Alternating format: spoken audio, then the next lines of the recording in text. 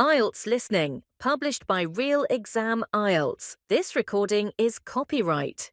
Today, we'll be looking at how the town of Bridlington has evolved over time, economically, socially, and structurally, and we'll also explore some of the initiatives that have been proposed for its continued growth. Let's begin with the town's economic background. Historically, Bridlington relied heavily on manufacturing. One particular trade that stood out was the production of furniture, chairs, tables, wardrobes, and other wooden household goods. This craft developed into a full-scale industry that for decades defined the town's identity and served as a major employment hub. In fact, it was once the most prominent sector within the town's economy. However, over the years, industrial decline, paired with globalization, has shifted the economic base of the town. What we see now is an economy that thrives not on manual labor, but on intangible services. The sector, including financial consultancy, customer support, and digital marketing, has risen rapidly. This area now surpasses traditional manufacturing in terms of revenue generation and job creation. In fact, numerous insurance firms that offer coverage for accidents, health, and property have set up local offices here, and these companies have brought in a wide range of positions, from entry-level call center staff to data analysts and IT specialists. This has significantly helped in reducing unemployment figures in the region. Now, turning to community development. One problem that's been observed regularly, especially during term time, is the traffic build-up in residential zones. The cause? Parents stopping to gather their children in areas located just meters away from educational institutions.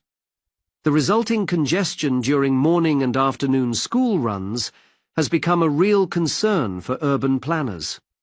To accommodate the town's growing population, the municipal government has proposed an extensive residential expansion project. According to official estimates, the town will require upwards of 16,000 new dwellings within the next decade. And to support this population boom, it's expected that around 20,000 jobs will also be created across various sectors, both public and private. In the realm of education, plans have also been laid out to support higher learning. The local authority is collaborating with a well-known regional university to construct a dedicated campus for advanced study. This new institution, which will include accommodation, lecture halls, and research centres, is expected to draw not only domestic students but international scholars as well. Next, let's address the town's transport strategy. As part of the wider sustainability plan, Bridlington aims to reduce the flow of motor vehicles across its centre. The target is to lower the number of cars on the road by approximately 1/5, a bold figure, but one that town officials believe is achievable through a combination of incentives and awareness campaigns. Tackling traffic effectively will require community-wide cooperation. Encouraging eco-friendly modes of transport is also central to this vision. There has been a notable push to promote cycling, particularly for shorter commutes.